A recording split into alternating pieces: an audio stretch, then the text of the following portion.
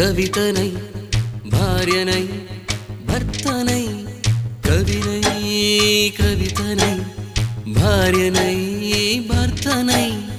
మల్లెల దారిలో మంచు ఎడారిలో మల్లెల దారిలో మంచు ఎడారిలో పన్నీటి జయ గీతాల కన్నీటి జలపాతాల నాతో నేను అనుగమిస్తూ నాతో నేనే రమిస్తూ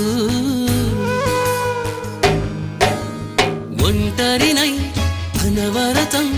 కంటున్నాను నిరంతరం